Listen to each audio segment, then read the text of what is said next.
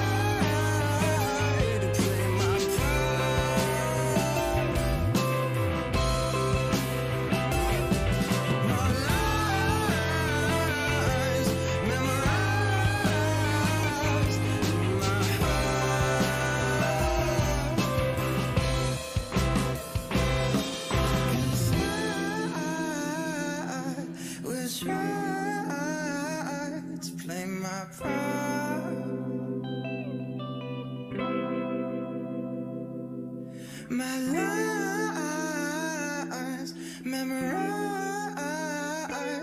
in my heart.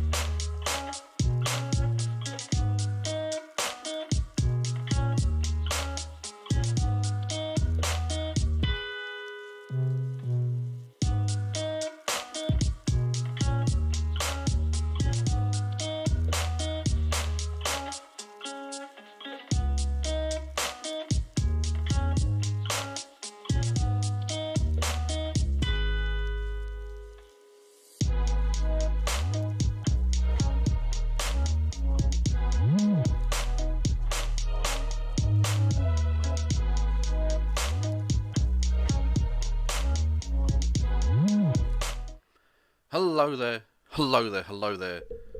YouTubes, Twitches, all of that shit. How the devil are we all? I'm sensationally well, I thank you for asking. Now, we've got a lot to cover today, as we have done for the last few days. The good thing about living in interesting times, and it is one of the very few things about living in interesting times, is that as a content creator, you don't have to do that much fucking work for it. It's falling into your lap. It's like a fucking movie or some shit.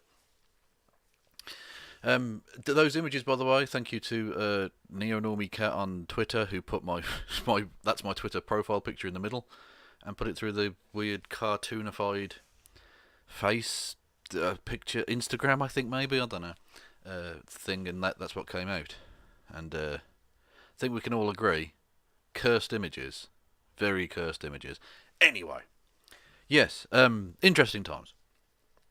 So we undoubtedly do live in interesting times. I would quite like to live in boring times for a bit, though. Boring, stable, just vaguely progressive times would be super awesome. But we live in fantastically interesting, albeit very shit at times. 2021. It's definitely got a different flavour to 2020, albeit with many of the same themes, right? You've still got the COVID thing absolutely killing it, quite literally. You've had a weird kind of insurrectionist thing in America, which has been fun. And by fun, I mean horrific. You've had the Brexit schmozzle in Britain, where you've got empty shelves at supermarkets for the first time since the Second World War. Good days!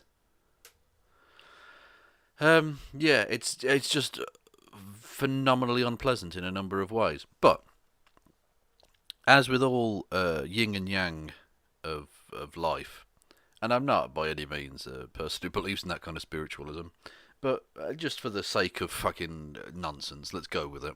The yin and yang of life.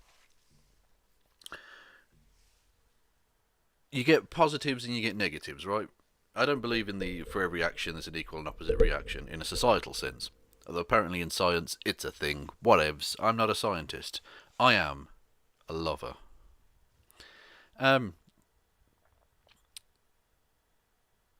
So you've got a lot of the repercussions from that coming through, which is a lot of fun. In fact, actually, we might take a look at, I think the FBI are doing a press conference at 3 p.m. Eastern Time, which is 8 p.m. UK time, so in about an hour. So we might go and take a look at that later, depending on if I can be bothered, / if they start on time, / if my internet doesn't crap out or something, I don't know. So we might go and take a look at that.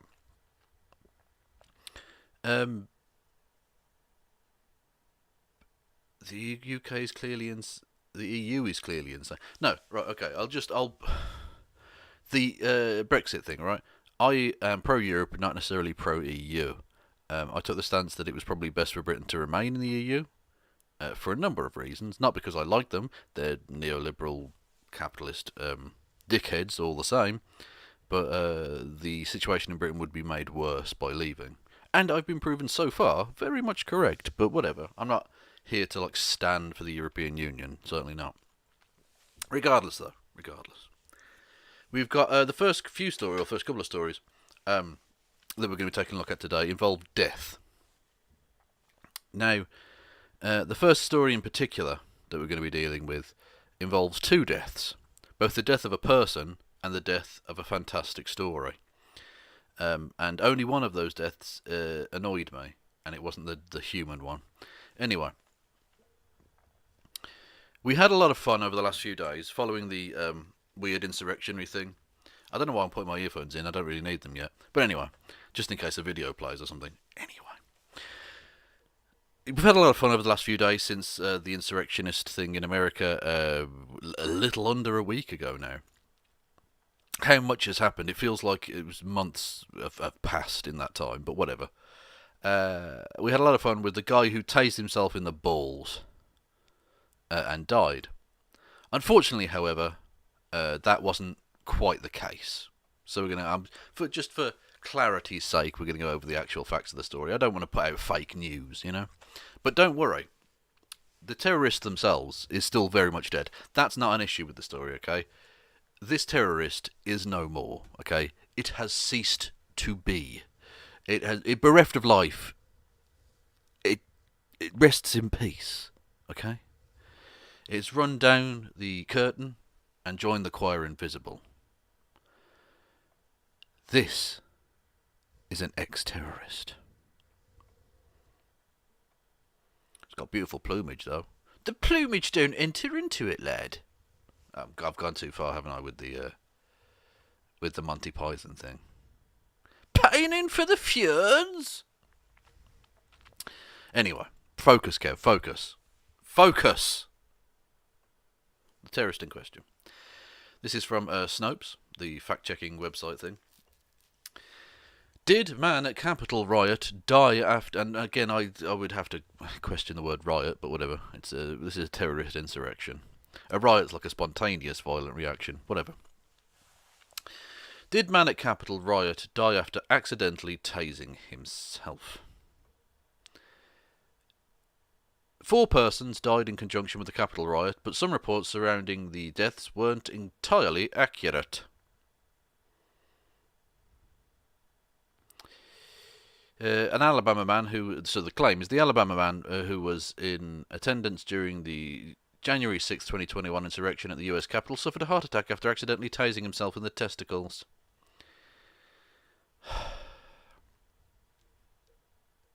False. Can we get some F's in chat, please, for the dying of this story?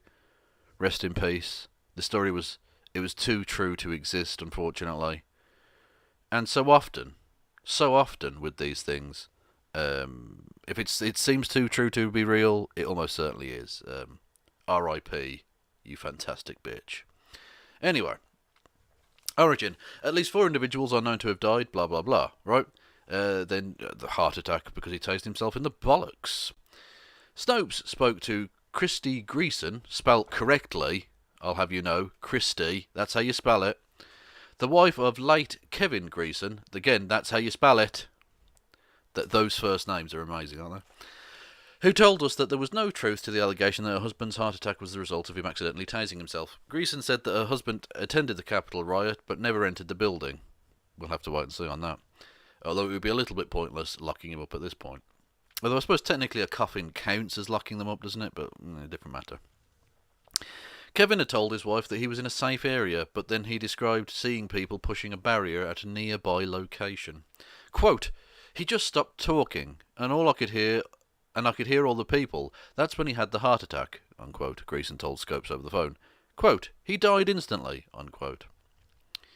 Greason said that her husband was a supporter of US President Donald Trump. Lol. And he was excited about going to the once-in-a-lifetime events. But she denied allegations that her husband had stolen a painting, or that he had made inside the Capitol for that matter, and he certainly didn't, quote, taser his balls, unquote. Imagine having to say that sentence after your husband dies. Wowzer. According to Greason, her husband did not have a gun or a taser on him during the riot. I don't know how she can possibly know that, but okay. To her knowledge, he was only carrying a flagpole. Any claims about that he, quote, tasered his balls while stealing a painting. Sorry. I shouldn't. I know it might be seen as bad taste, but also he's a terrorist, so fuck it. But it's just funny. Tasering his balls. What a sentence. What a quintessentially delicious 2021 sentence. Painting, unquote, could not be, quote, farther from the truth, end quote, she said. So it would appear he didn't taser himself in the bollocks, but... well, it's a shame. It's a shame. As the following story we're about to see in a second, only the good die young, and this story was so good, it died very young. But anyway, terrorist died, so I don't give a fuck. The next story involves another death. This one again involving a human, and I also don't give two fucks. No, sorry, no, I do. Honestly, I do. Sheldon Adelson, Conservative donor and casino titan, dies age 87. Again, it's a shame when they go so young, isn't it? You know, it's a shame. Sheldon Adelson here. We'll go into his backstory in a second. He's I say he is. He was. Lol. He was an incredibly influential figure in the rise of the far right in America in recent years. Casino magnate Sheldon Adelson, one of the most prolific donors in Conservative politics, died Monday night at the age of 87 of complications from treatment for non-Hodgkin's lymphoma, which is a weird, quite rare form of cancer that affects the lymph nodes in the neck. So imagine it's a sort of neck cancer, if that's a thing. Anyway, according to the statement from Los Angeles Sands, the company he founded, he had a net worth of $35 billion, according to a... Sorry, can I just for a sec, I think we need a moment of musical accompaniment for this. We need a moment of silence, reflective, contemplative silence, but we can't have dead air, can we? So I think we need a little bit of musical accompaniment. I think this is what he would have wanted, being that he was also crusty as fuck, and these are crustaceans, so... Can I get some F's in chat for Sheldon, who died at the tender age of 87 today? Outrageous.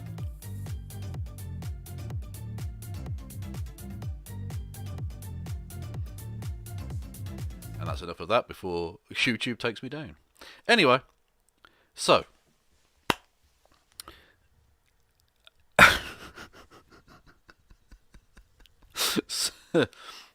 Keep it together, Kev. Focus. Right. Who was Sheldon Adelson? Well, we will take a look at this New York Times article from, I think this was back in 2012, because he's been funding this kind of rise of far-rightism in America for a very long time now. Is that centered on the screen? There we go. Right. Go away. New GOP help from casino mogul. So this is from 2012, right?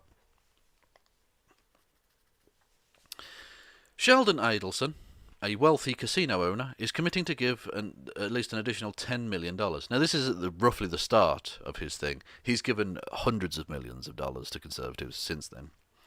To conservative groups expecting to play a major part in this year's presidential and congressional elections, cementing his role as one of the country's leading political financiers.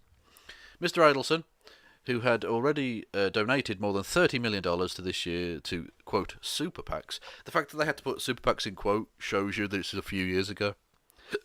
And that was a new term. This year's super PACs backing Newt Gingrich, who dropped out of the presidential race last month, and Mitt Romney, who is now the Republicans' likely nominee. Do you remember when that was a thing?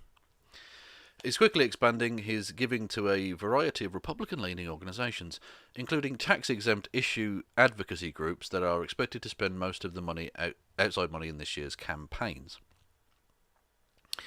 He has committed to at least $10 million to the Crossroads Grassroots Policy Strategies, founded by Karl Rove. Do you remember him? Thank you to whoever that was for the thing. According to people with knowledge of the donations, he has discussed contributing another $10 million to groups aligned with Charles and David Koch. Only one of those people is still alive. Lol. The billionaire oil and chemicals executives who founded Americans for Prosperity, another issue group. Such organisations, known as 501c4 groups, after the section of the tax law under which they organise, are not allowed to engage in full-time campaign activity, and unlike super PACs, they are not required to disclose their donors. But the groups have already spent tens of millions of dollars on issue ads, much of it on behalf of Republican candidates against President Obama. Now, in case anyone was thinking, look, you've heard names like Newt Gingrich, Mitt Romney, Karl Rove, there might be some Trump idiots, fucking cretins, who watch this either live or later on, who think to themselves, well, yeah, but he's a neocon. He's got nothing to do with Trump, except he was like the first person to endorse Trump. I'm going to need to squish the screen down to get this on. Ah, fuck you, Wapo, you dickheads. Why won't it let me play the thing? Anyway, as you might be able to tell, it says there, I endorse Donald. Hang on, does it actually show up when I do that? It's the title of the piece is called Sheldon Adelson, I endorse Donald Trump for president. Okay? But for some reason, WAPO won't let me on the thing, which is annoying. Anyway. And he really was one of the first of the major kind of conservative grandees in America to endorse Donald Trump, right? So he's not some absolute like fucking what's the like a neocon hack or whatever. He's an ultra conservative, kind of far right piece of shit, really.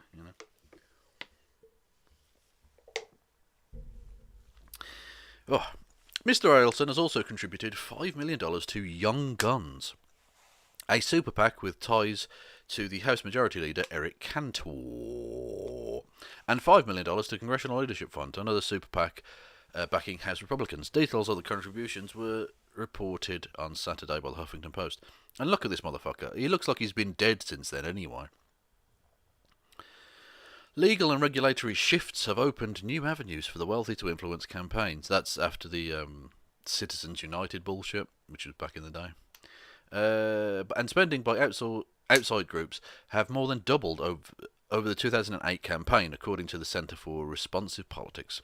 Mr. Adelson, whose net worth approaches $25 billion, has suggested that he is willing to spend up to $100 million to defeat Mr. Obama and elect Republicans this year. Lol.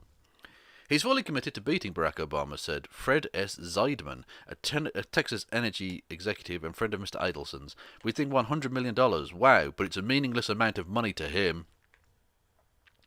Yeah. In an interview posted online on Friday, Senator John McCain, who's also dead, Republican of Arizona and an ally of Mr. Romney, assailed Mr. Adelson's contributions to restore our future, suggesting that they had effectively allowed foreign money into the presidential race. As if John McCain's the voice of reason in that situation. Fuck. Anyway, so that gives you a fair indication of the kind of money that's been pissing in to Republican coffers. And like I said, that was back in 2012. So in the 8 years since then, and several years before then, Adelson would have been pumping fuck tons of money into the rise of the far right, basically, in America. And what had he been getting for that injection of cash? Because like a lot of rich bastards, he wasn't doing this out of the goodness of his own heart. Oh, no, no, no. What are you doing, Time magazine? No, I don't want to gift fucking Time, bastard magazine. Get out of my face. Anyway, right. House introduces online gambling bill backed by Sheldon Adelson. Now, regardless of what you think of online gambling, and I certainly have my issues with it, any piece of legislation that's obviously being bought by the likes of Sheldon Adelson, who, I just want to reiterate, is dead, lol, should be side-eyed. Very, very significantly. And indeed all of those who are proposing those bills. Because why are they doing that? Are they doing that out of the goodness of their heart? Are they doing that because that's a policy position that they have come to out of principle and out of the fact that they want to serve their citizens and serve their constituents, or is it because they are bought and owned properties of Sheldon Adelson Inc.? And the reason that he's doing this is because he's a casino magnate, and obviously online gambling is a competitor to him. So he's not doing that because he thinks it's a good idea. He's doing it because he knows it's a profitable idea for him. Or did, because, he's dead. Just to reiterate, he is still very dead. Though again, this picture from 2014, he looks dead anyway. Look at him. Fucking hell. Like, the fact that fucking pricks like this live to the age of 87 shows me that there is no God. Or if there is a God, he's a fucking douche. Go away, Time magazine adverts. Republican megadonor. So this was from 2015. Republican megadonor Sheldon Adelson is making a renewed push to ban online gambling after it failed last year. Okay, so what stalwarts of democracy are backing this campaign back in 2015? Representatives Jason Chaffetz, corrupt as fuck, up Trump's arse, a Utah Republican, and Tulsi Gabbard, a Hawaii Democrat. How very intriguing. Tulsi has always been garbage, and any leftist who bought into her nonsense needs to be very, very side-eyed. Any motherfucker on the left who has been promoting Tulsi Gabbard in any real way should be some red flags popping up there. Just saying.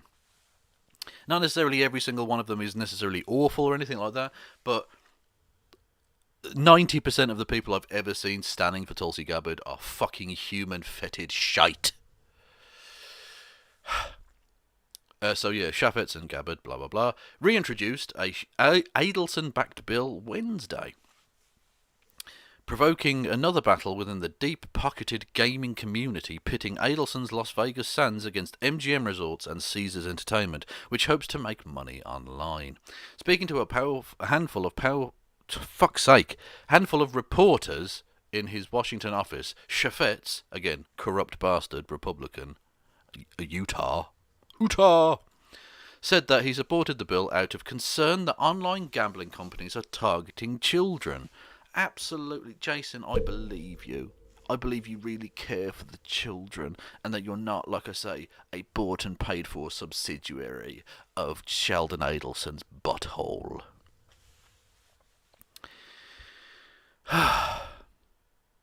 Where are we? He considered calling a hearing on the matter in the House Oversight and Government Reform Committee, which he now chairs. I don't know if he still does chair that. I have no idea what he's up to. Doesn't really matter to me. He's garbage. Absolute human garbage. Yes, Jimmy Dore was one of those people. Definitely. Absolute trash. What was I going to say? Oh, yeah, no, I had a message, didn't I? Sorry, 1 second. That's what I was going to do. I was going to take a break out and say, take a break from the thing for a second. And someone gave me a message, which also, if you want to send a message to me, you can do so via streamlabs.com/KFLogan1875. The link is in the description below on YouTube. Or you can go and follow me on Twitch as well, if you want to. And subscribe to me on YouTube and follow all my links. Follow all of my links. Give me all of the delicious clout. Sophia Christina Botha. Hello there, Sophia. Who's an awesome comrade. A South African Jew living in London. Yeah. Awesome. No, she really is an awesome person. The QAnon shaman is on hunger strike because he can't get organic food in jail. That's true, I saw that, yeah. He's absolute trash, isn't he? Yeah, the Viking horn guy from the Capitol Hill thing. Yeah, let him go on hunger strike. Let him starve to death. I don't give a fuck.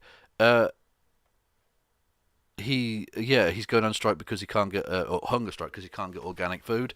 Yet they've been feeding Muslims pork and force feeding people in these fucking horrific migrant detention centres in America. White privilege literally knows no bounds, does it? Fucking hell.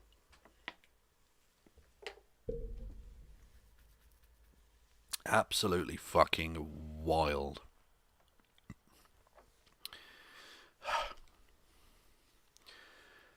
Where are we? Yeah, he is a snowflake, absolutely.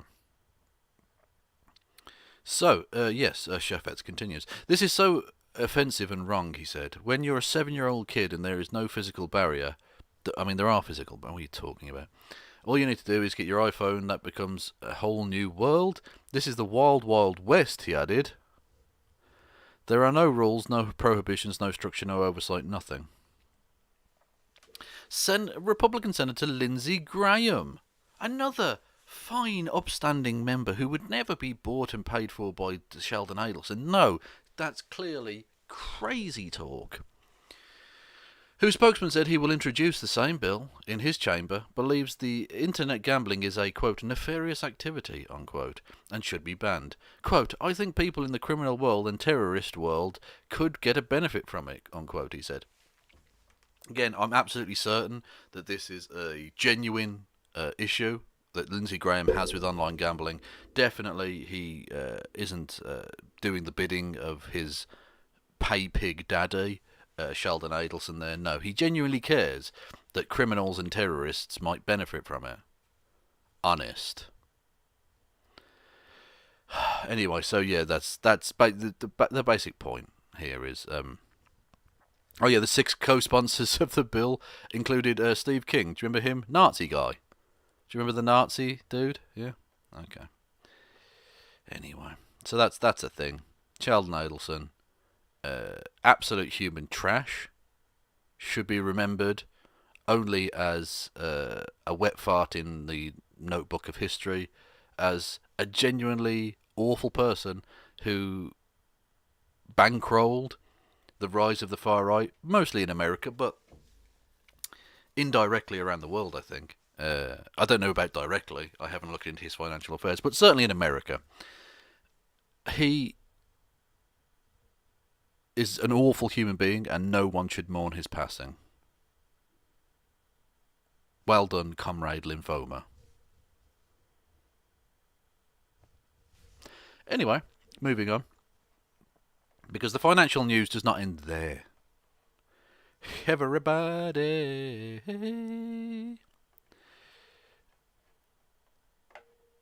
Because along with losing their main financial backer, or one of their main financial backers, in the Republican Party, the current incumbent in the White House, at least for a little bit, Donald Trump, has lost his financial creditors, or his main creditors.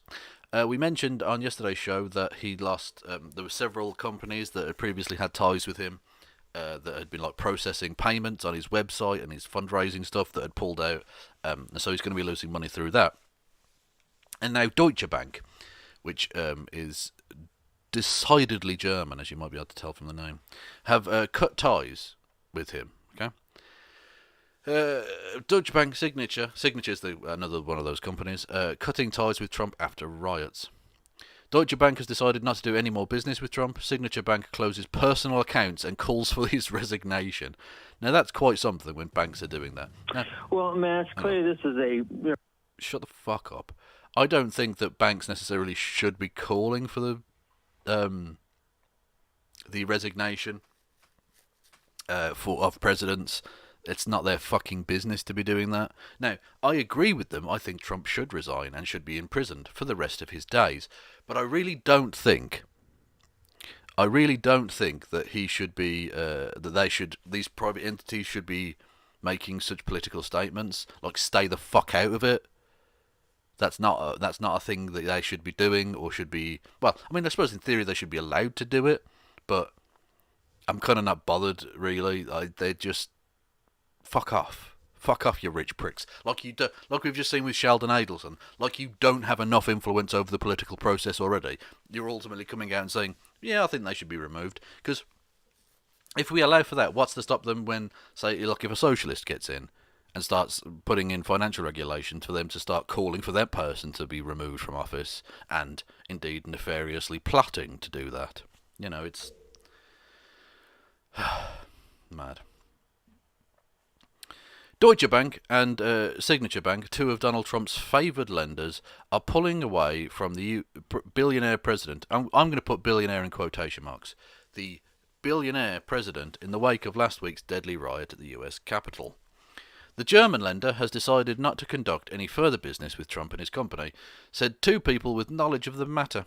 Asking not to be identified because the deliberations were confidential, Trump owes the Frankfurt-based lender more than $300 million. Signature Bank, the New York lender that long catered to his family, is closing two personal accounts in which Trump held about $5.3 million, a spokesperson for the firm said on Monday.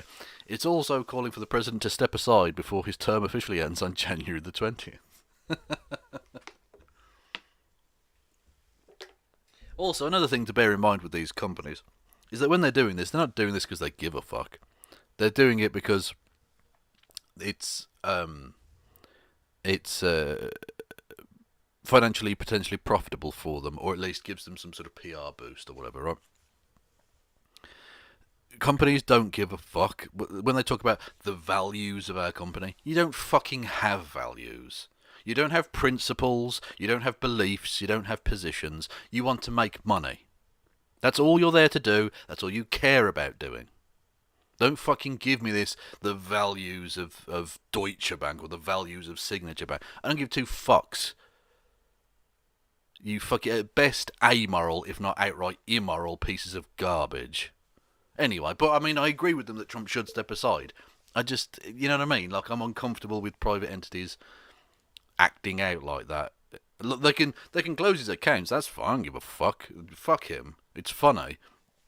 It's funny if Trump gets bankrupted and imprisoned. That will make my dick harder than it's ever been. But the point is, these companies shouldn't be like making those kind of overt political statements, it seems to me. They can take positions, don't get me wrong. If they want to say they're standing in solidarity with X, Y, and Z, that's fine. But saying that the elected president of America should step aside is pretty fucky. Am I wrong on that? Is anyone in the chat going to take like issue with that take? I don't know. But like, I genuinely don't think that's. I'm not comfortable with that element of the story. Albeit it is very funny that they're backing out financially, because that's all Trump really cares about is his money, and you know. But if this hurts him financially, lol. Quote, we believe, this is from Signature. Quote, we believe the appropriate action would be the resignation of the President of the United States, which is in the best interest of our nation and the American people. The bank said in a separate statement on Monday. The lenders are following social media outlets and other companies in suspending ties with the President after he encouraged attendees at a rally last week and the march on the Capitol, where they stormed the building and interrupted the certification of the Electoral College vote. At least 5 people died in the mayhem and its immediate aftermath. That is true, and of course we covered obviously his banning from various social media sites and stuff, to the point where his only form of communication now I think might be carrier pigeon, which A would be a coo. I'm never going to get bored of that joke. And secondly, I'm going to call now on the Carrier Pigeon Union to formally threaten strike action if they are forced into delivering messages on behalf of Donald Trump. I know that the Pigeon Union are strong believers in social justice, and I call upon them to act upon that. Okay? Quote, yesterday was a dark day for America and our democracy. Like Deutsche Bank give two fucks about democracy. Jesus Christ. Deutsche Bank America's head Christiana Riley posted on LinkedIn a day after the riots. Is Trump banned from LinkedIn? I think he is, isn't he? Yeah. So he wouldn't even have been able to see it.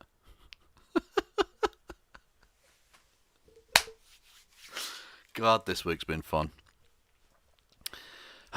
It's been awful. Don't get me wrong. When I say fun, I mean like the reaction to the thing. The actual terrorism itself is atrocious, of course. But the following on, the sowing on behalf of these evil bastards was terrible. Their reaping of their rewards for that has been very funny. We are proud of our Constitution. Again, as if the Deutsche Bank give a fuck about the Constitution of America. What are you talking about? We are proud of our Constitution and stand by those who seek to uphold it to ensure that the will of the people is upheld and a peaceful transition of power takes place. Unquote. Signature Bank has served Trump and other in his orbit, including Ivanka Trump, Jared Kushner, and Michael Cohen. So, a reliable, solid, moral backbone Signature have. They've only dealt with Ivanka Trump, Jared Kushner, and Michael Cohen and Donald Trump, 4 of the most corrupt people in America. In 2011, the bank appointed Ivanka to its board, but she stepped down a couple of years later. And I'm sure, again, that's because of her long years of experience in banking and not totally because she came out of Donald Trump's bollocks. No, I'm sure that's true, even though she has no years experience in banking. Okay. The New York Times reported the cutting of ties earlier on Monday. Quote, we have never before committed to any political matter and hope never to do so again, Signature said in a statement. The bank will not do business in the future with any members of Congress who voted to disregard the Electoral College, the spokesperson said. Now, again, I don't mind that. Again, they can choose to do business with whoever they wish, based on the people's actions and stuff, of course. They shouldn't be able to do it on the basis of, like, protected class or whatever, but that's based on a political action that person has taken, so that's fine. So I've got no problem with that. It's the calling for, like, people to step down. Like, fuck you, it's none of your business. Deutsche Bank said last month that Trump's longtime banker resigned. Deutsche Bank? Oh, so the individual. Oh, okay, as well. I missed that one. Hang on a minute. Why is my computer being weird? Apologies, everyone. Just need to sort this cheeky minx out. Oh, and thank you to Amos Huxley for following on Twitch, which again you can do if you want to. Twitch.com/KFLogan18 twitch.tv/KFLogan1875. Again, the link is below.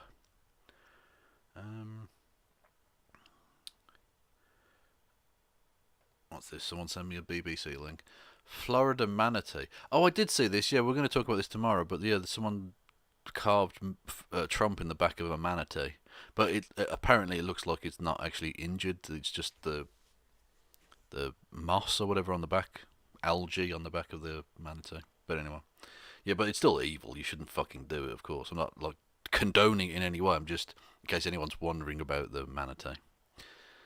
Again, worrying about the manatee. That's the sentence that shouldn't need to be said.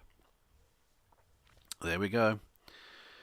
Deutsche Bank said last month that Trump's longtime banker resigned. Rosemary Vrablich, who worked in the private banking division, helped manage Trump's relationship with the bank as the German lender lent hundreds of millions of dollars of loans to Trump's company over a number of years.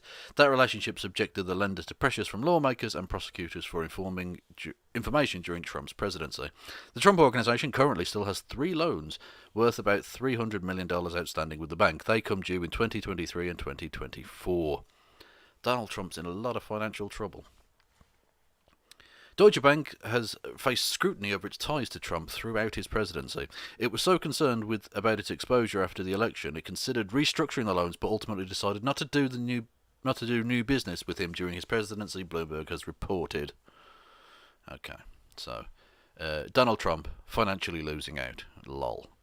But it gets better, because articles of impeachment. Yes, that's right, everybody. Fucking impeachment 2 electric boogaloo is kicking off. This is the official articles of impeachment. Let me just resize so that the text is bigger. Now, ignore the numbers on the left-hand side of the thing, because they're just the line numbers on each page. For some reason, this is how resolutions are drawn up in American Congress. It's really strange and pointless. But anyway, the 117th Congress, first session, so that's literally like one of the first things this Congress has done.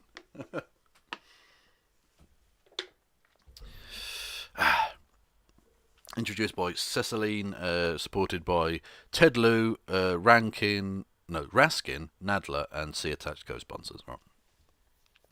Resolution: impeaching Donald John Trump, the President of the United States, for high crimes and misdemeanors. Now, there's lots of stuff that could be. Like, he's already done... 2021 is 12 days old, and he's already done probably half a dozen things that should get him impeached.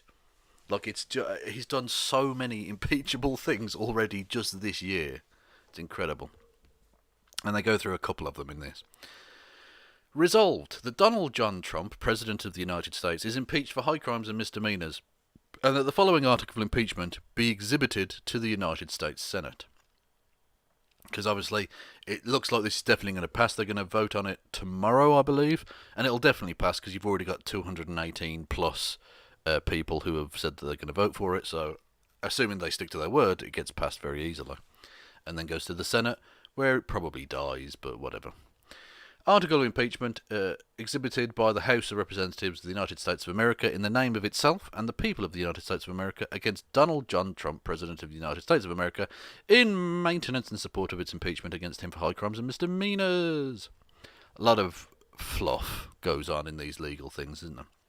Although, for any Americans thinking about like the kind of weird sort of stupid frippery kind of language that you get in these documents, Britain is so much worse. The British Parliament's fucking waffle is so much worse. It's atrocious. Listening to debates in Parliament or looking at legal documents from it or early day motions, the fucking bullshit they go on constantly is just what a waste of fucking energy. Anyway. Article 1, Incitement of Insurrection. That's pretty dope.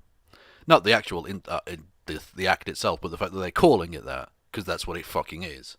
Often you try and sort of downplay it to some extent to make sure it happens or whatever, but that's just correct. It is incitement of insurrection. That's precisely what took place. And everyone knows it. Even the motherfuckers who will vote against it are only doing so to save their own skin later down the line, because they know Trump's going to command a lot of support in conservatism in America for a long time yet to come.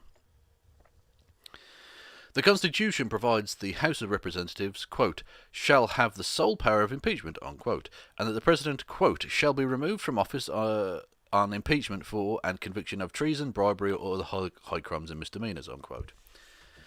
Further, Section 3 of the 14th Amendment of the Constitution prohibits any person who has, quote, engaged in insurrection or rebellion against, unquote, the United States from, quote, holding any office under the United States, unquote. In his conduct while President of the United States and in violation of his constitutional oath faithfully to execute the office of President of the United States and to the best of his ability preserve, protect and defend the Constitution of the United States, and in violation of his constitutional duty to take care that the laws be faithfully executed, Donald John Trump engaged in high crimes and misdemeanors by inciting violence against the government of the United States in that on January the 6th, 2021, pursuant to the 12th Amendment of the Constitution of the United States, the Vice President of the United States, the House of Representatives, and the Senate met at the U.S. state's Capitol for a joint session of Congress to count the votes of the Electoral College. In the months preceding the joint session, President Trump repeatedly issued full statements asserting that the presidential election results were the product of widespread fraud and should not be accepted by the American people or certified by the state or federal officials. Now that is one of the longest sentences that I've ever read. You could chop that up into several. There's no need for that. Taco trucks. What? Will taco trucks be on hand to feed those in attendance on the 20th? What? Hang on a minute. Have I missed? Is that a meme I've missed? What have I missed on taco trucks? What's that a thing? Can someone inform me on that? Because I don't know what that means. I don't know what you're talking about, and I'm fucking confused now. Oh, and thank you to Salem Black 42 for following me on Twitch. Again, you can do so via the link in the description. You can even give me money there as well if you want. You can following is like the equivalent of YouTube subscribing, but you can also subscribe, but that costs money. Unless you've got Amazon Prime, in which case you can subscribe to me for free. Yeah, what's the taco thing about? What's that? Does Stephen Miller show his face there every day? I don't know what you're talking about. I genuinely don't know what you're on about now. Trump insisted if Hillary won, there'd be a taco truck on every corner. Oh, I see. Why does he hate taco trucks? Like, even if you hate, like, Mexicans or whatever, which you shouldn't do, by the way, but even if you do, the food's nice. The fuck's wrong with you? Anyway, thank you to Thug Dracula, who subscribed via Prime, which, again, you can do if you go to twitch.tv/KFLogan1875. Anyway. I don't know that do we have taco trucks here in Britain? I don't think we do. I'm not sure that we do, but I've had tacos before and they're very nice. Violent insurgents need feeding, Kev. No, they don't. They need to starve. Both politically and actually in Minecraft. Shortly before the joint session commenced, President Trump addressed a crowd at the Ellipse. Okay. In Washington, D.C. There he reiterated false claims that he, quote, won this election and won it by a landslide, unquote. He also willfully made statements that in context encouraged and foreseeably resulted in lawless action at the Capitol, such as, quote, if you don't fight like hell, you're not going to have a country anymore, unquote. Exactly. That's exactly the point. He knew that this was going to lead to violence, and he knew and wanted that to happen. That's precisely the point of why he was doing what he was doing. He wanted to try and do a weird coup thing, and we know that because people inside the White House have been giving briefings off the record and stuff that he was he refused to do anything about the situation because he was just engrossed in watching the spectacle unfold. He was loving it. He was fucking loving it. The man's a fascist piece of shit. He precisely wanted this to take place. And the thing is, I've spoken before about how pathetic his followers are, that they keep buying the bullshit. Because he was literally stood at that thing at the speech they're quoting from there, behind bulletproof glass. So he obviously, A, fears his rabble of gobshites, but also clearly is not going to put himself in any kind of danger. Said he was going to follow them. He was going to march with them to the Capitol, then got back in his taxpayer-funded limousine and fucked off back to the White House behind a big fuck-off fence. But they keep buying it, as if he's with them, as if he gives two fucks about them, when clearly that isn't the case. It's very strange. It will be genuinely interesting to get, in future years, kind of historians and psychologists and stuff trying to work out what it was about this man that had these people in such a grip, such a vice-like iron grip, that they'll just go with him everywhere. There are still people now coping beyond belief, still thinking he can still be president, still thinking he's fighting for them, still thinking he gives two fucks about any of them. And I don't know how. I can't work out the mental machinations of what leads someone to that position when it's so obviously demonstrably incorrect. It's fucking baffling to me. Thank you to Impure Tale and Nick Potkin for following on Twitch, which again you can do via the link below. I don't want to keep shilling every 5 seconds, but what can you do? Well, not shill every 5 seconds, I suppose. Anyway, where did we get to? Country anymore.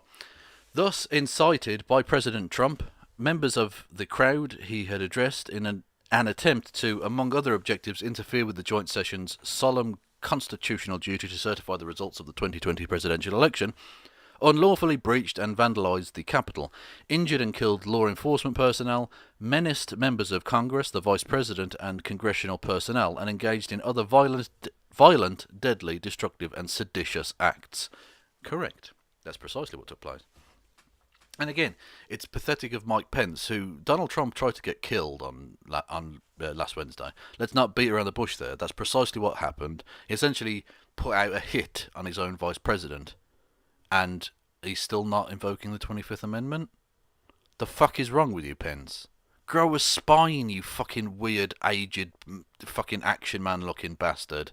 The fuck is wrong with you? Even if you're a fucking goon who loves Trump, you think you'd have some... Just punch the fucking camera stand there. You think you'd have some semblance of, what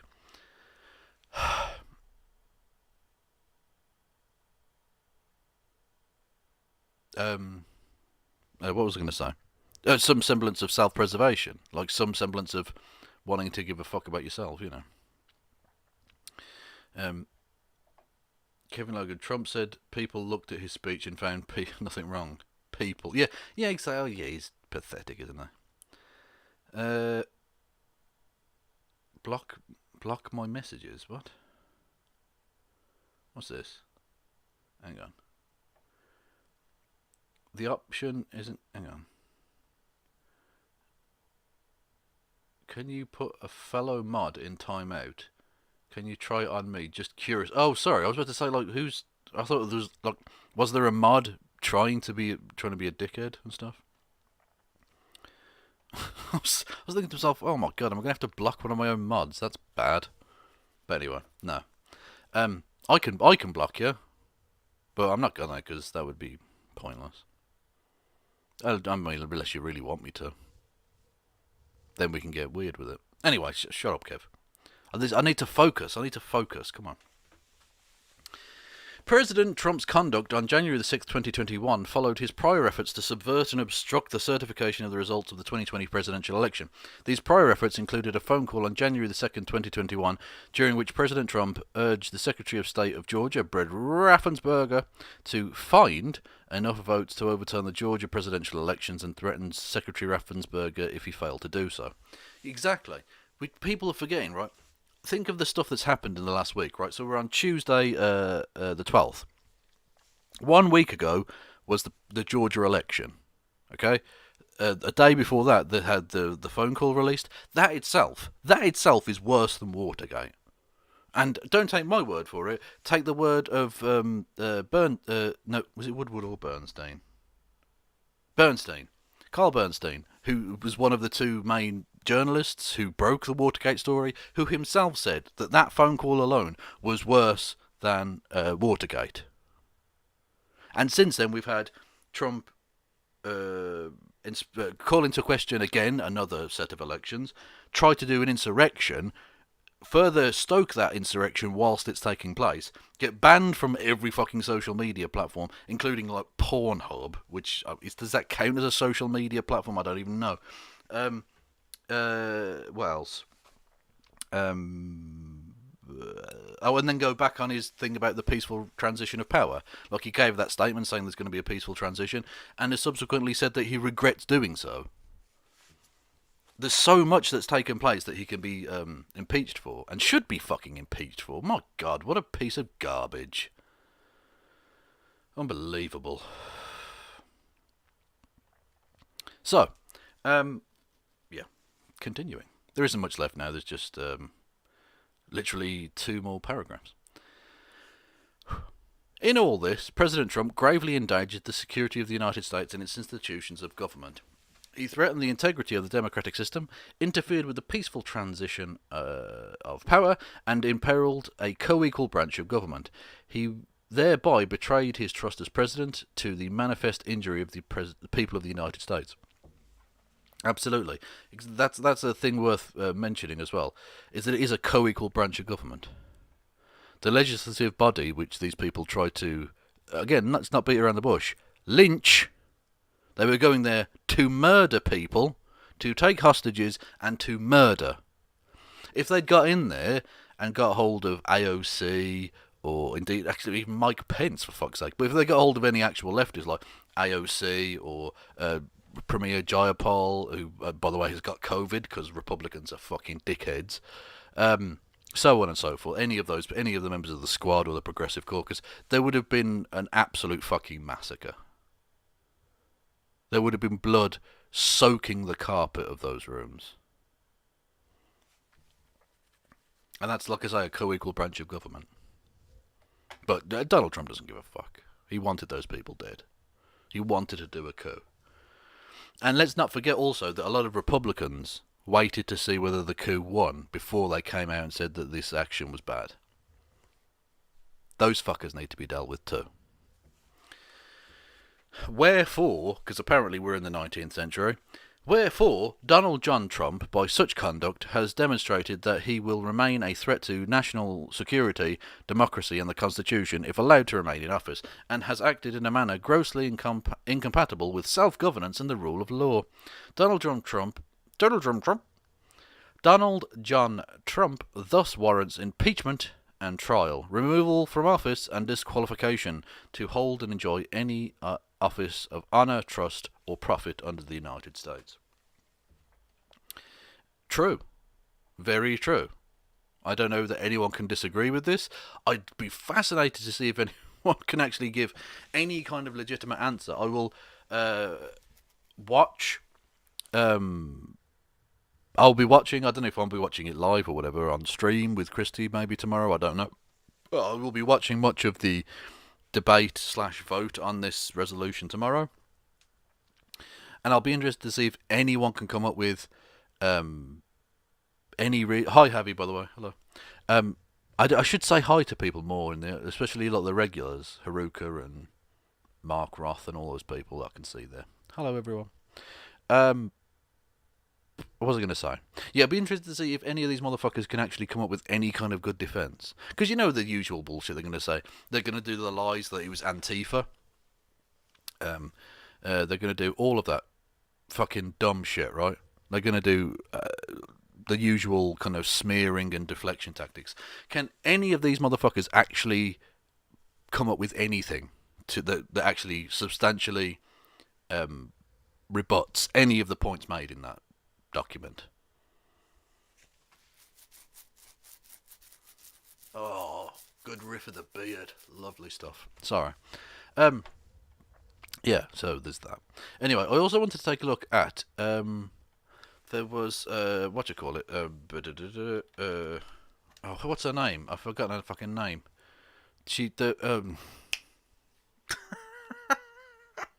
Oh God, there was Cory Bush, wasn't it? Cory Bush resolution.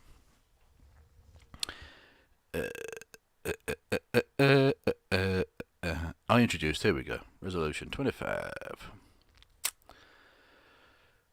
Okay, but where's the link to the thing? Give me a link to the thing. Give me a link. Give me a link. Give me a link to the thing. Oh, for fuck's sake. Come on. Access denied. Come on. Anyway, Cory Bush issued this thing calling for the expulsion of any members who try to fuck with the vote and stuff. Where are we? For fuck's sake! Just give me the fucking thing! I want to read the thing! Oh, for fuck's... Does anyone have it in the chat? Not so far, okay. NBC News. Are you actually going to show me the document?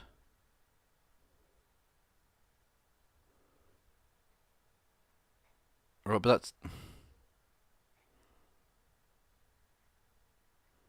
that's just a picture of the thing. Show me the actual fucking document. Why would it... Right, hang on. Calling for their expulsion. Okay, that's fine, but show me the actual... What the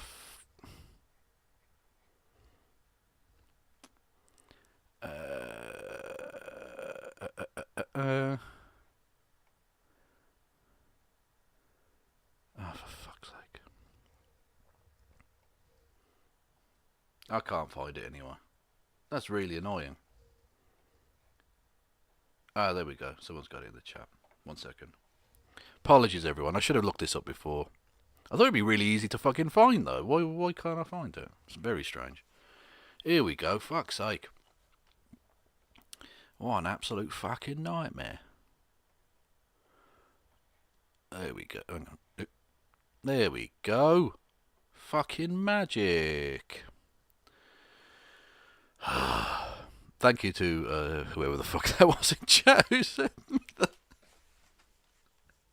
Why does anyone watch me? I don't know. But I thank you. If you're enjoying the stream, and why the fuck would you be, I don't know. But if you are, subscribe to me on YouTube and Twitch and Patreon. Patreon's a thing. You can give me money as well. God, I'm good at self-promotion, aren't I? I'm so good.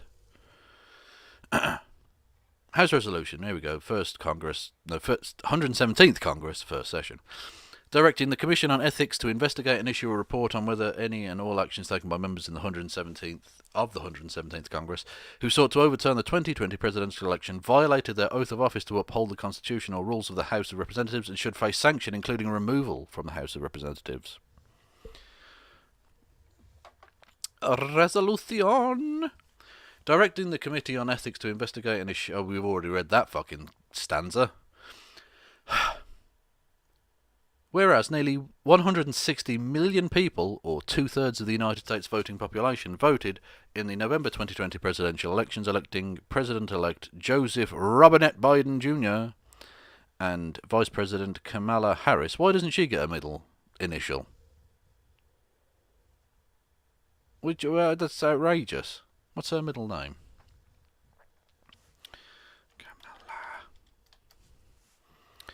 Her middle name is Devi. So I'll read that sentence again and put it in there for you. Electing President-elect Joseph R. Biden Jr. and Vice President-elect Kamala D. Harris, with the highest turnout in over 120 years. Whereas, despite losing the popular vote by more than 7 million votes, Donald J. Trump, together with the Republican members of Congress, have commenced a near-daily assault on the legitimacy of the 2020 election that includes filing frivolous lawsuits seeking to have election results invalidated and the outcome overturned, and making unsubstantiated claims of systematic election and voter fraud. Indeed, it is absolutely a daily occurrence. He says near daily assault. No, a daily assault. Every single fucking day they've been doing this. I would check what Donald Trump said about it today, but he's banned from Twitter. Lol. Whereas in a politically motivated and last-ditch effort to overthrow the election, over 140 members of Congress, led by Representative Mo Brooks of Alabama, Senator Josh Hawley of Missouri, and Senator Ted Cruz of Texas, who, I mean, I think it would be remiss of me not to mention this again. This outrageous missive that Theodore Cruz, Senator R, Texas, sent to me. That's disgusting behaviour. Absolute filth. And I promise that won't become a recurring joke that you have to watch every fucking stream. Honest. Anyway, have taken unprecedented steps to defy the will of the American people, who overwhelmingly voted for President-elect Joe Biden and Vice President... Why have you dropped R from Biden's name now? This is... I want consistency with middle name usage. And Vice President Kamala Harris, by voting against the certification of the votes of the Electoral College. Whereas, the decision by... I don't know why they're starting with whereas every time, because apparently we're still in the 19th century again. Forsooth! Whereas the decision by Republican members of Congress to join efforts to invalidate votes in Arizona, Georgia, Michigan, Pennsylvania and Wisconsin, which is in Canada, so I don't know whether they're mentioning that, suppresses the vote of millions of people, including black, brown and indigenous people, who turned out in historic numbers to deliver the victory to President-elect Joe Biden and Vice President-elect Kamala Harris. True. Whereas, why must I hurt you in this way? Don't look. Ted Cruz enjoys being naked, okay? This is not punishment. This is a warning.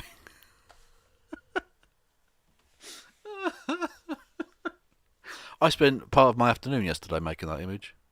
So, enjoy? Whereas turnout of black, brown and indigenous voters was astounding considering the extraordinary COVID-19 pandemic that has stunted organising in communities across the country, along with exhaustive delays in poll centres, mass closure of polling precincts in predominantly black, brown and indigenous communities, and deliberate efforts to discount mail-in ballots and spread misinformation on vote by mail. That's actually a good point. It's worth remembering that the only reason that these motherfuckers have these right-wing pricks have any kind of say on the national level is because of legal chicanery, be it the existence of the Electoral College, which is ridiculous and undemocratic, whether it's the enormous, ridiculous voter suppression that we saw in Georgia. When you actually have black people allowed to vote, the South isn't actually that Republican. Look, it's more Republican than the North, obviously. But when black people are allowed to vote, when black people actually have their say and have their voices heard, all of a sudden, these deepest red of red states, not so much. Not so much at all.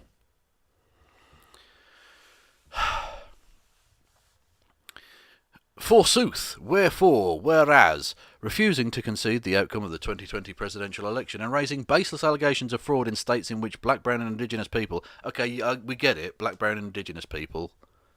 I mean, are they getting paid per time using that phrase? I don't know. Have been instrumental to the election outcome suggest racial animus and a continuation of efforts by Republican members of Congress to disenfranchise black, brown and indigenous voters. Again, it's very true. They absolutely are doing that. I think probably the most naked example of that would be the fact that they decided to to pay money because the Republican Party and the Trump campaign are dickheads. Pay money, which ultimately increased the number of votes for Joe Biden for recounts in 3 counties in Wisconsin, all of which are the places where black people live. Because Wisconsin, pretty white place for the most part. Like many places in America, black people tend to exist mostly in cities, mostly in urban areas. Most of the black people live in places like New York, Los Angeles, Atlanta, Chicago, those kind of places. And even when you go into states like Wisconsin, which don't have enormous cities, even those smaller urban conurbations like Milwaukee, for instance, those are where the black people in those states tend to live. And that's where Trump decided to do his attempts at recounts, because he wanted to try and disenfranchise as many black people as he possibly could. He's a very, very racist man at the head of a very, very racist party. That needs to be dealt with. Just saying.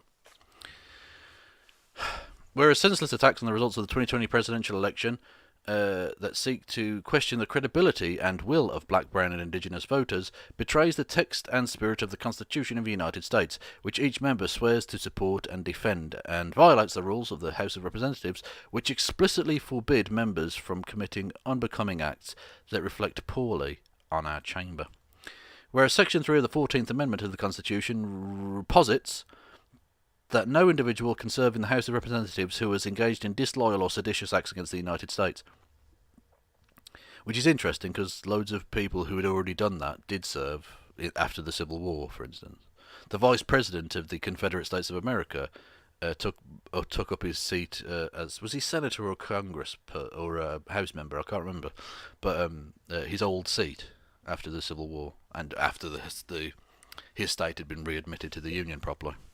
Or fully. Because technically the United States of America never accepted that they left. But once the full voting rights and all the rest of it were restored to those places, he took his seat up. Alexander Stevens was his name. Anyway, he's dead as well. We're talking about a lot of dead old white people tonight. Anyway. From holding office. Where are we? Seditious acts. There we go.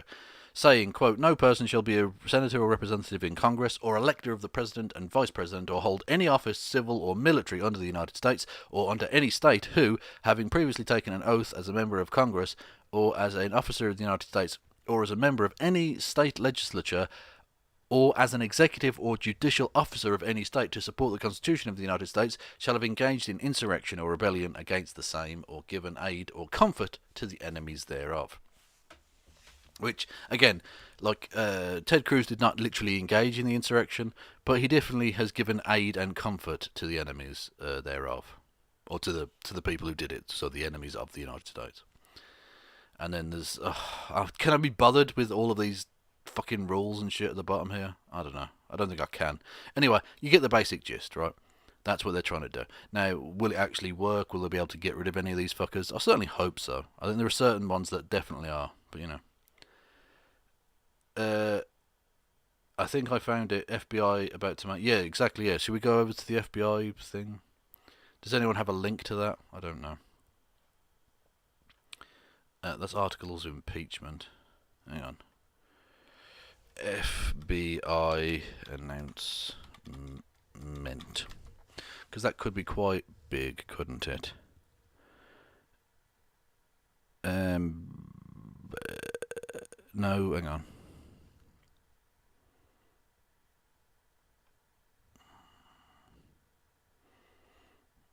Yeah, they're going to be... Presumably they'll make it on TV, won't they? They won't... No, hang on. Let's dip. Does anyone have a link to the FBI thing? I don't know. YouTube. FBI announcement.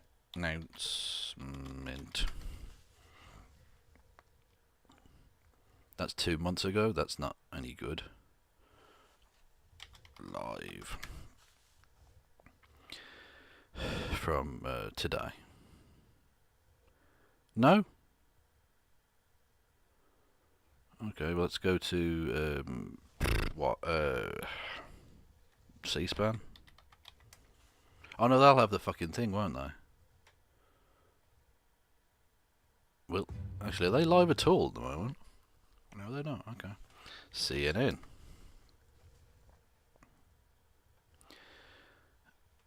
I'm gonna find something. NPR? Not NPR music, Jesus. NPR. No, I don't know. Facebook Live. Oh, okay. That will work. See, just wait for the audience. The audience know what they're doing. Oh, we're still waiting. It's 12 minutes past. They said at 3 p.m. And it's now 12 minutes past. How do we know that's not a still image? Well, I can hear noise, anyway.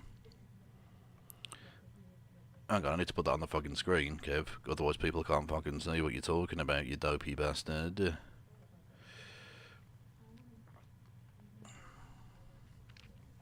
So we're still waiting for that.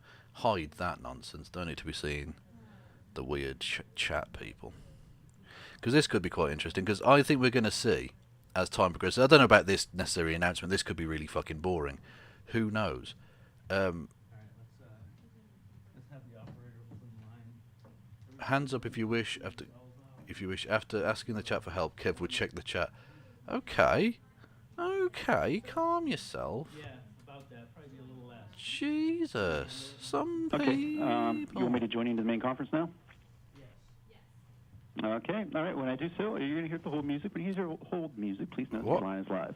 I read the introduction, and then I'll pass it over to Mark Raimondi. Is that correct? Yes.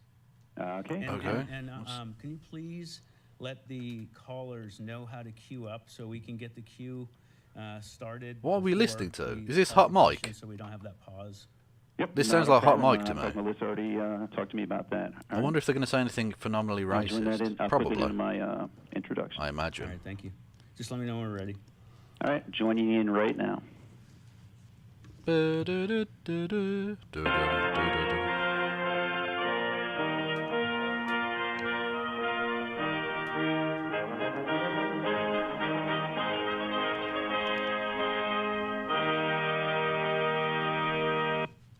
afternoon, and welcome to the DOJ press conference call. All participants will be in listen-only mode. Should you need assistance, please signal a conference specialist by pressing the star key followed by 0. After today's presentation, there will be an opportunity to ask questions. To ask a question, you may press star, then 1 on your touch-tone phone. I'm sort of If interested you're in using a that, but speakerphone, please pick up your handset before pressing the keys. To withdraw your question, please press star, then 2. Please note this event is being recorded. I would now like to turn the conference over to Mark Raimondi. Please go ahead. All right, thank you everybody for joining us today. Sorry we're a few minutes late. We're going to get started in just about 1 minute. We're going to have 2 speakers today who will make brief remarks, and then they'll be followed by a Q&A period. As the operator said, please queue up ahead of time, so when we get to the Q&A period, we can go right into it. The speakers today will be first Assistant Director in charge of the Washington Field Office of the FBI, Stephen D'Antuono. He'll be followed by Acting U.S. Attorney for the District of Washington, Michael Sherwin. Be right back. Thank you. I think things are going to be very different this time around. And I think states have a sense now that, okay, we should be prepared for this anywhere. I think the types of states that could be impacted the most, the states where things were disputed by the president in his campaign, I'm thinking Michigan, I'm thinking Georgia, I'm thinking Pennsylvania, that those are the types of places, Allison, that people will be really focused on. okay. All right, Tom, we're going to head over to the Department of Justice press conference because it looks like they are just about to get underway. Thank you so much. Let's listen in.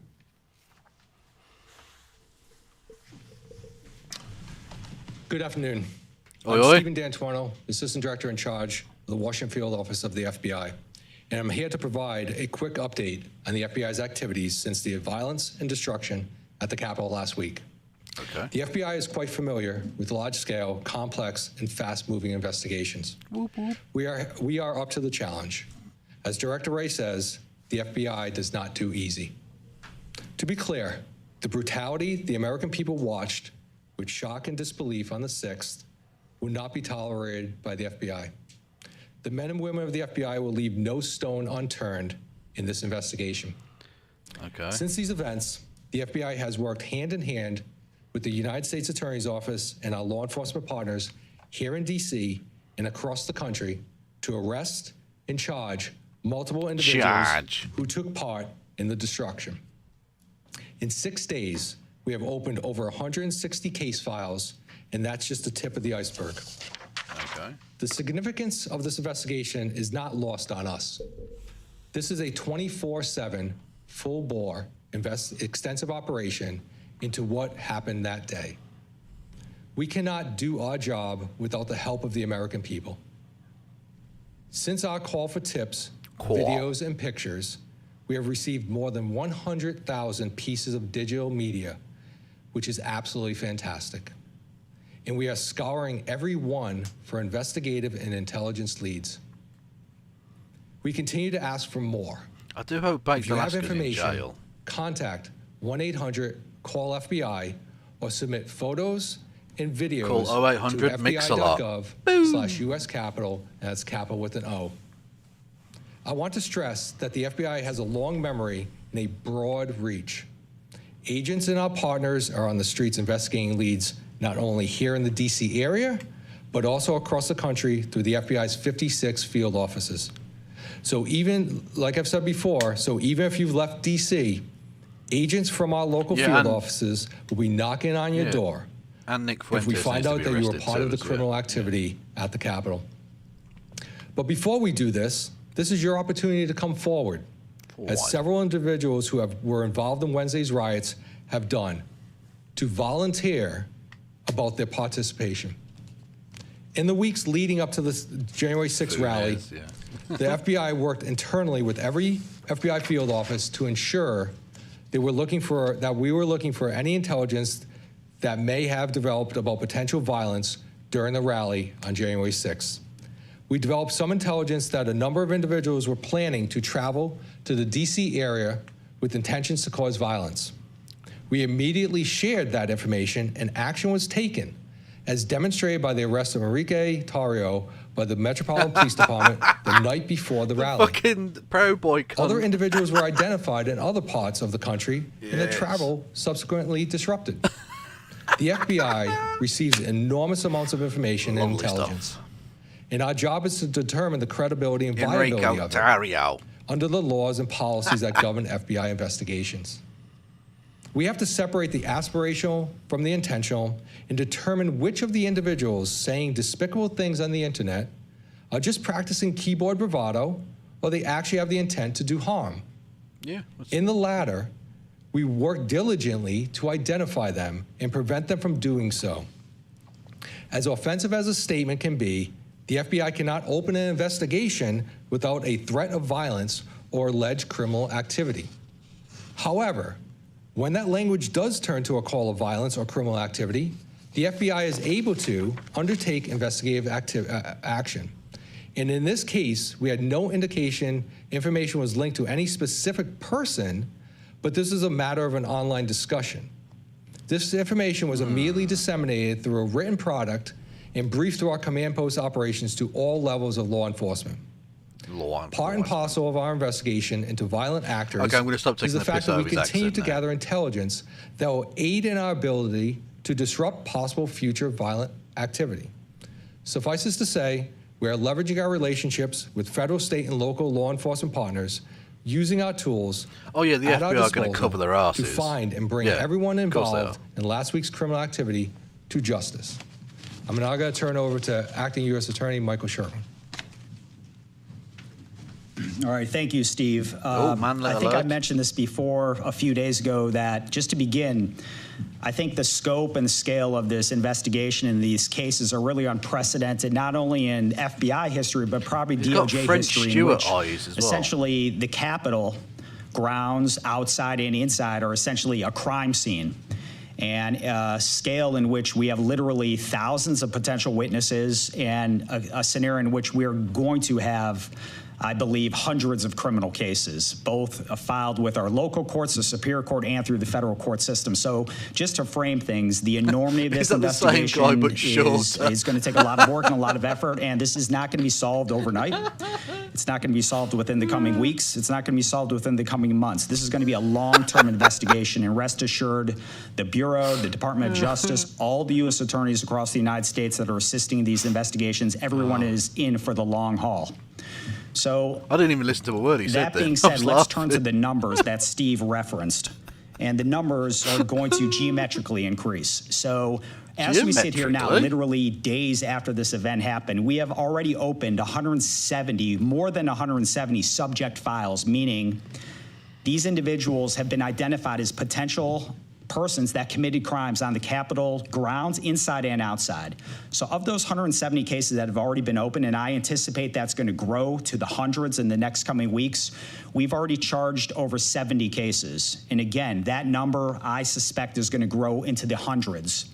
So what are the types of cases we initially charged? And I think there's some misconceptions, and I want to clarify some of those misconceptions, because given the enormity of the actors we saw both inside and outside the Capitol, the range of criminal conduct is really, I think, again, unmatched in any type of scenario that we've seen the FBI or the DOJ. It's be like We're looking at everything from simple trespass the last bloke to speak is going to be about of mail, that high, to theft of digital devices within inside the Capitol, to assault on local officers, federal officers, both outside and inside the Capitol, to the theft of potential national security information or national defense information, to felony murder, and even civil rights excessive force investigations. So just the gamut of cases and criminal conduct we're looking at is really mind-blowing.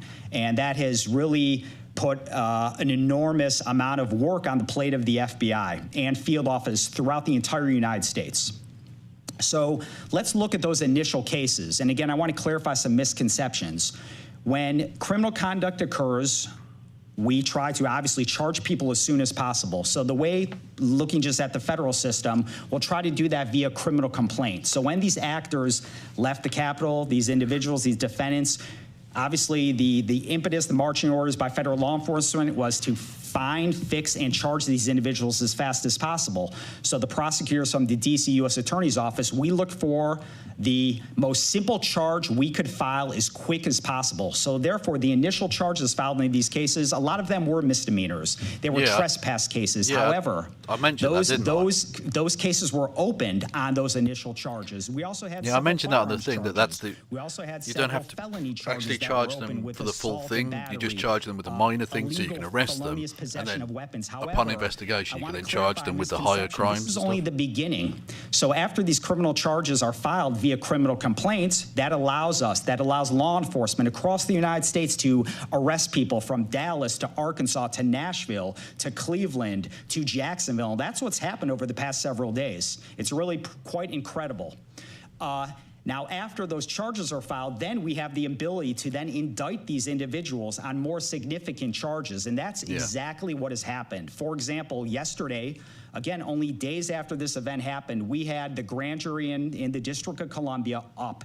It was booked throughout the entire day, and for several hour upon hour, prosecutors in our office presented felony cases, significant felony cases related to civil disorder, related to the possession of destructive devices, related to the possession of semi-automatic weapons that are illegal to possess in the district. So again, I just want to clarify that the initial charges we're filing, some of these misdemeanors, these are only the beginning. This is not the end. So what are we looking at downstream here? So in terms of what we're looking at is the initial charges. Everyone's familiar with the zip tie guys, the Munchels, and the Brocks that were arrested on the House floor with zip ties rifling through the House floor. People are familiar with online. They see the Barnetts and Johnsons who were literally rifling through Pelosi's office and stealing items, stealing materials, mail, and sometimes even personal mementos. So those are the cases the public's familiar with. They're familiar with those cases because of social media. But what the public isn't familiar with is that the FBI, working with the U.S. attorney's offices across the country, and the crux of those being in D.C., we're looking at significant felony cases tied to sedition and conspiracy. Just yesterday, our office organized a strike force of very senior national security prosecutors and public corruption prosecutors. Their only marching orders from me are to build seditious and conspiracy charges related to the most heinous acts that occurred in the Capitol. And these are significant charges that have including the poo smear, with prison terms of up to 20 years. In addition to that, we're looking and taking a priority with cases in which weapons were involved and cases in which destructive devices were involved. As people know through news reports, there were pipe bombs found outside the Capitol. The ATF is working on that. Metro Police is working on that. FBI is working on that to find that individual or individuals who planted those devices. Yeah. So the bombs are more important, but someone asked about the poo smear. Someone took a shit in the hall and it was like smeared on the floor and the wall inside the Capitol. Regardless of if it was just a trespass because they're animals, or if someone planted a pipe bomb, you will be charged and you will be found.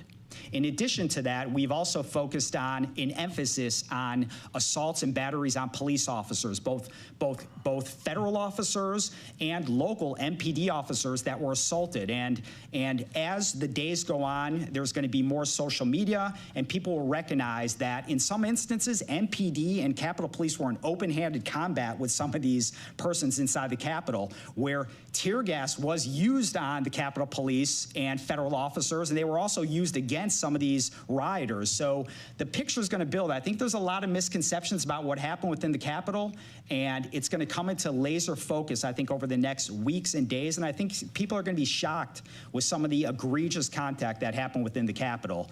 The third area of emphasis that our office is also focusing on is we set up a strike force to focus on assaults on the media. Some people aren't familiar that some of those rioters specifically targeted members of the media and assaulted them. So we have assigned specific prosecutors in our office to focus on those cases as well. And I'm naming all these different strike forces to just emphasize, regardless of who the victim was, regardless of who the perpetrator was, we're treating all of these cases equally. Thank you very much. Oh, camera's going to go back up now. The tall guy's coming back. We will now begin the question and answer session. To ask a question, you may press star, then 1 on your touchtone phone. Oh, yeah, because they can't be in the room, can they? So it's phone call. Please pick up your handset before pressing the keys. To withdraw your question, please press star, then 2. The first question is from Pete Williams from NBC News. Please go ahead. So can you clarify for us what intelligence did the FBI gather before the assault on the Capitol? Oh, camera's going to go back up. For violence, and how normal-sized persons come on screen. Capitol Police. We received a lot of intelligence, like I said in my statement, a lot of intelligence and information through all different means. Be it through social media or through CHS's sources. They should call it the poo coup. We have a sharing mechanism with JTTFs. Across the country, we have joint terrorism task forces. And in this city, in D.C., we have a very robust JTTF.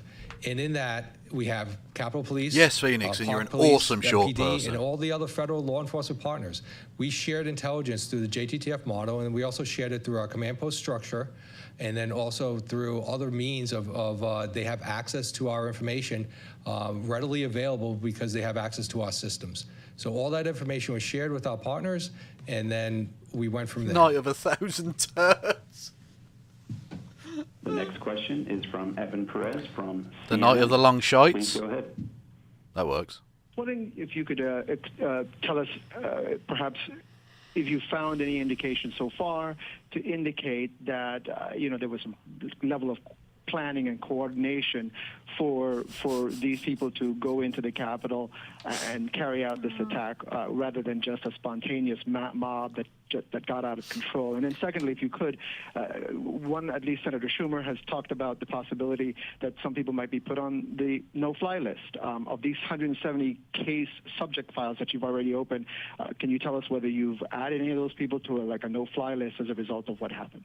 So we're looking at all different Next avenues question's from John My agents Barron. and analysts and all the other FBI personnel in my office and across the country are scrubbing video. We're talking to witnesses. We're talking to individuals that we arrest, and we're gathering that picture, that intelligence, if you will, to understand what happened on the 6th, that day, in the Capitol, outside the Capitol. We talk to all law enforcement partners, and it's not just the FBI doing this, it's all of our law enforcement partners as well that are working in conjunction with Acting U.S. Attorney Mike Sherwin's office and our local office here too as well. So we're sharing that intelligence amongst each other. We're putting into the intelligence cycle that the FBI has to try to ascertain the true picture of what happened that day. Sorry, I've got to... As for the no-fly list... the shit heard around the world.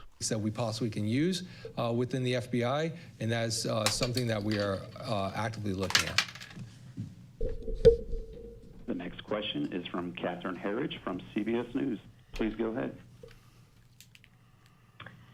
Thank you for holding this event. You can thank me later. The 2 pipe bombs that were found at the RNC and the DNC, does this cross the threshold to domestic terrorism because they are political targets?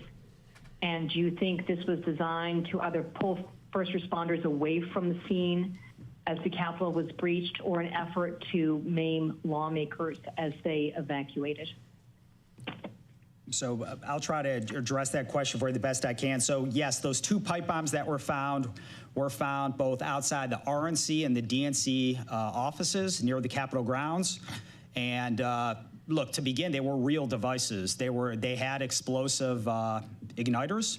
They had timers. The we don't know he had an obviously explosive exactly barrel why they as well. did not go off. That's being investigated. They were destroyed, disabled by Capitol Police with the assistance of the ATF, and that is all obviously being vetted and investigated. What was the purpose of those devices being planted? Was it a diversionary type of a tactic used by some of these rioters?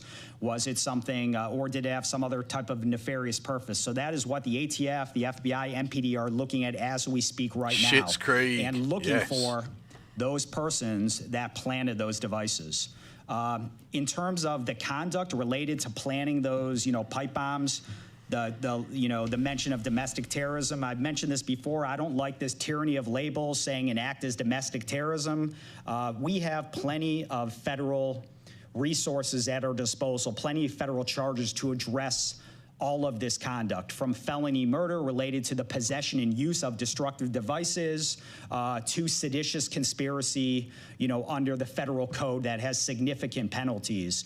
And as mentioned, with this strike force that was established to focus strictly on sedition charges, we're looking at and treating this just like a significant international counterterrorism. To be fair, counterintelligence you've got to bear in mind they've got to We're get a looking at court case everything, together to get it money, through. travel And records, domestic terrorism reaches a high threshold. disposition, So they're probably movement, thinking, if we can get them on other charges, if we can Al Capone these motherfuckers and get them on some dumb, smaller shit, but still just put them in fucking jail, that might be better than going for domestic terrorism and falling short and they walk free or something. These activities. I'm not here to defend the FBI, by the way. They're shit, but whatever. Is from Pierre Thomas from ABC News. Please go ahead. Yes, thank you. Are you looking at the possibility that some of these suspects were attempting or planning to take members of Congress hostage? So I want to talk about Mike's the prior question first, just because I want to emphasize that we have a $50,000 reward out for the information, any information and identification of the individual or individuals that left the pipe bomb. So I just want to make that perfectly clear, and that we're looking at all angles. Baked Alaska, go get him. Every rock is being unturned because we have to bring that person to justice or people to justice. So the can you repeat the question, please? I forgot what was going on there. Looking at the possibility that some of these suspects who breached the Capitol, who had zip ties and other things, were looking at the possibility of taking members of the Congress or others hostage? So, like I answered the last couple of questions before, we are looking at all angles here. We're interviewing everyone, interviewing witnesses, and interviewing subjects as they get arrested around the country and within the district as well, to ascertain the true purpose of some of these individuals in the Capitol that day. The next question is from Jake Gibson from Fox Okay, News. enough poop jokes. Thank you, first of all. It's I dead. have two, actually. Okay. Number one, Senator Can we get some F's in the chat for the funniness of poop that jokes? he said was of an individual that authorities wanted to get in contact with in connection possibly with the killing of Capitol Police Officer Sicknick. Number one, can you give us any type of update on that situation? Number two, I know you talked about intelligence leading up to the day before, or leading up to the day of the riots, but there are some specific reports out that there was at least one report out of FBI in Norfolk that painted a pretty grim picture. Can you confirm that? And were authorities on the Hill, really ready for what was coming at them? So the investigation into Officer Sicknick's passing is an ongoing investigation. We are looking at everything that we possibly can. It cuts us to the core that one of our law enforcement brethren passed away. So it's an ongoing investigation. There's a lot of tools and interviews that we're still conducting. There's a whole host of video that's out there. We're reviewing all that information.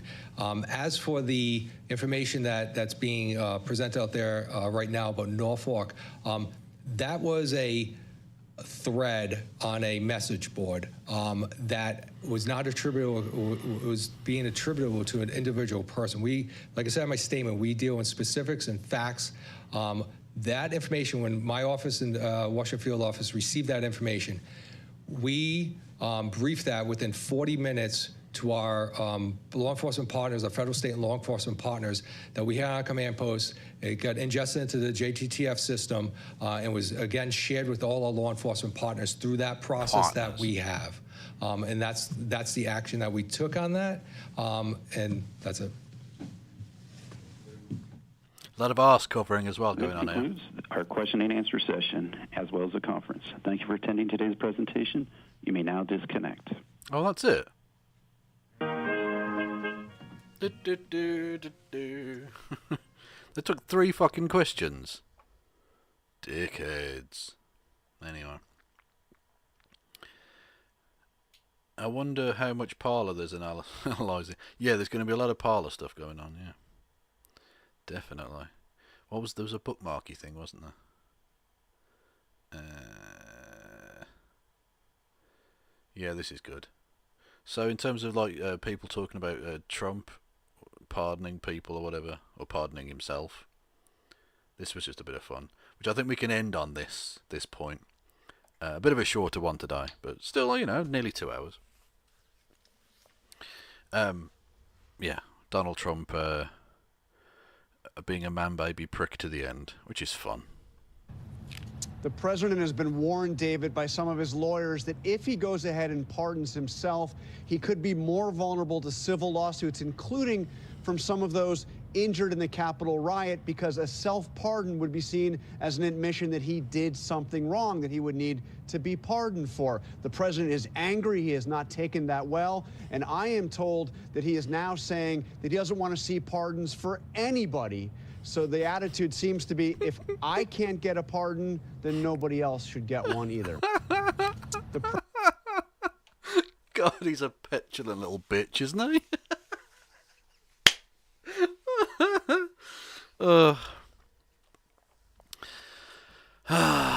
He's a very, very petty, pathetic individual.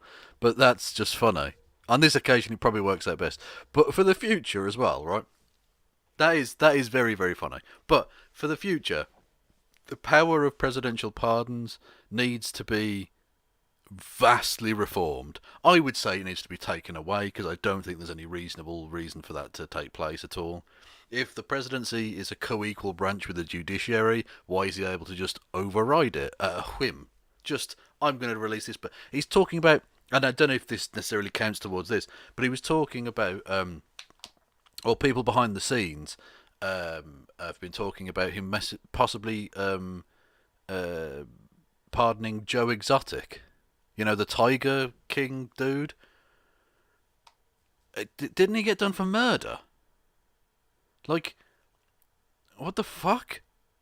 I mean, he's pardoned people in the past who were guilty of, like, child abuse. He's a fucking psychopath. You can't allow that to me. That seems fundamentally fucked up that you would ever allow someone to do that. Now, the presidencies or these kind of works have always worked. These presidential rules have always worked on the basis that a president wouldn't get conspiracy for murder. Sorry, okay, or attempted murder. Okay, well, whatever, something around that. Certainly a very, very serious crime. This wasn't just like non-payment of local taxes or some minor shit, right? This was like literally some murder-connected type fuckery. Very, very bad shit. Yeah, he's the presidency. It works on the basis that the people thought the president would A, be someone of decent moral standing, and B, would have some semblance of shame and decency to them. Neither of which is possessed by, or none of which is possessed by Donald Trump. And you can't allow this for the future. This has to be vastly, vastly reformed. Because there's no check on this. It seems he can just sign a piece of paper, and a violent criminal can just be released into the world. It's appalling. That can't be allowed to take place. But it is very, very, very funny that he's now saying, well, if I can't get a pardon, no one gets a pardon. Fuck all of you. Going to be a lot of Republicans in jail, which is probably a very good thing and where they belong. Yes, anyway. Bernie Sanders, new chairman of the Senate Budget Committee. Dope! That's absolutely dope. Oh, that's so sex. That's so sex. I love it. Beautiful. That's absolutely taco truck. Boom. Callback joke. Anyway, I'll cover that probably with Christy tomorrow or something. But I'm going to leave it there, I think, and go back to these very strange images that someone did, and I thank them for it. Anyway, yeah, I'll be back tomorrow. 7 p.m. UK time, 2 p.m. on the east coast of Americana land, and of course 7 a.m. in the great nation of Fiji. All hail Fiji. And yes, all of my links are below. If you've enjoyed this stream, click subscribe on the YouTubes, because a lot of people watch the streams and don't subscribe, and that's fine. You're allowed to do that. You're perfectly free to do that. But I would genuinely appreciate it if you would subscribe. That'd be super dope. Also, if you are interested, you could go and subscribe to me or follow me on Twitch. Again, the link is below. You can, there's all my social medias. There's my Patreon, PayPal, the Streamlabs if you want to give me money. If you really enjoyed this year, dislike this ASAP. You can dislike it if you want to. That's fine. It literally helps the algorithm just as much. YouTube don't care if you upvote or downvote. They just care that it's engaged with. So please do. If you feel the necessity, you can dislike it. You can also like it. Whatever. I don't really give a fuck. Also, you can also get blocked. You dopey shit, can't you? So I might just do that, actually. Someone beat me to it. Never mind. Okay. There we go. Yeah, thank you all for listening and watching. This has been a lot of fun. Okay, no, they didn't beat me to it, did they? Okay. There we go. Bye. Dipshit. Anyway. Yeah, if you're a Trump supporter, fuck you. Anyway. Yes, so thank you. All the links and shit are below, all my Twitter and Facebook, and there's a Facebook group for the happy hour as well, with people share stuff in, and it's a lot of fun. Well, actually, sometimes it's not a lot of fun, because sometimes it's like, oh, there's an insurrection happening or something, which can be annoying. But it's good to have the information nonetheless. All of the links are below, so go and follow those. And you know what? Be good to yourselves as well. It's a beautiful thing. So I'll say, thank you all for your listenings and your watchings. On Twitch, where shall I kick you over to on Twitch? Got a few people watching on Twitch, so I might as well spread the love, spread the legs, spread the word. Where are we? I need to raid a channel. Who is going? Not many people. Casey Explosion. Casey's a good egg. So I'll go over. You can go over and watch Casey do whatever the fuck they're up to. And I'll say thank you all for listening and watching. I'll see you all tomorrow. No pass.